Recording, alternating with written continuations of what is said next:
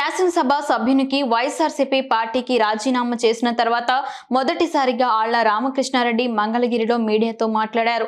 నేను ఏ పార్టీలో ఉంటాననేది కాలం నిర్ణయిస్తుందని, వైసీపీకి నేను ఎంత సేవ చేశానో నాకు తెలుసు, నేను సర్వస్వం పోగొట్టుకున్నాను అంటూ బాధపడ్డారు.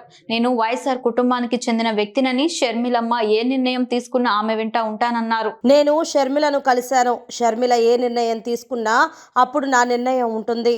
మంగళగిరి ప్రజలు అభివృద్ధిని కోరుకుంటున్నారు. 1200 కోట్లతో అభివృద్ధి చేస్తామని చెప్పి 120 కోట్లను మాత్రమే కేటాయించారు.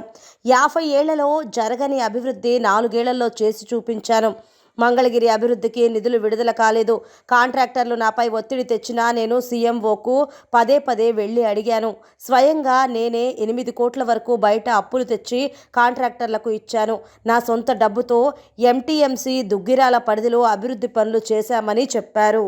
వాళ్ళ దీనికే వదిలేస్తామండి నేను అందుకని నేను ఎక్కడా కూడా నేను శాసనసభ సభ్యత్వానికి రాజీనామా చేసిన తర్వాత వాళ్ళు ఆమోదించకపోయినా కూడా నైతికంగా నేను నా విలువల్ని పాటిస్తూ, ఎందుకంటే స్పీకర్ గారి ఫార్మాట్లో ఇచ్చాను. నేను ఏ అధికారిక కార్యక్రమానికి కూడా నేను హాజరు కావటం లేదు. చివరికి నా గన్మెన్లు కానివ్వండి, నాకు ఇచ్చినటువంటి ఎస్కాట్ను కానివ్వండి, నేను ఎక్కడా కూడా వాడుకోవట్లేదు. అయినా కూడా మంగళగిరి ప్రజలకి నేను దూరంగా ఉండను. ఖచ్చితంగా నేను రాజకీయాల్లోనే ఉంటాను. రాబోయే రోజుల్లో ఏ పార్టీలో ఉండాలి, ఎలా నేను రాజకీయాలు చేసుకోవాలనేది ఇంకా కొద్దిగా టైము పట్టుద్దని అనుకుంటా ఉన్నా నేను. అయితే ఒక మాట అయితే నేను ఖచ్చితంగా చెప్పగలుగుతానండి, నేను రాజశేఖర రెడ్డి గారి మనిషిని.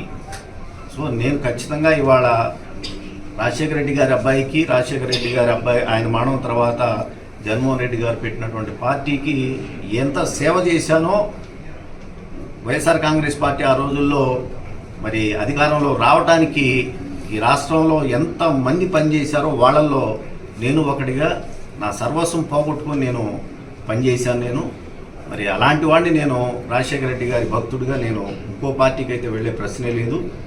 రాజశేఖర రెడ్డి గారి అబ్బాయి కోసం పనిచేశాను. నేను ఒకవేళ షర్మిలమ్మ గారు ఇంకా నిర్ణయం తీసుకోలేదు, ఆమె కనుక నిర్ణయం తీసుకొని ఏ పార్టీలోకి వెళితే ఖచ్చితంగా నేను షర్మిలమ్మ వెంటే నడుస్తాననేది మాత్రం ఖచ్చితంగా. సార్, మీరు నిధులు కొరత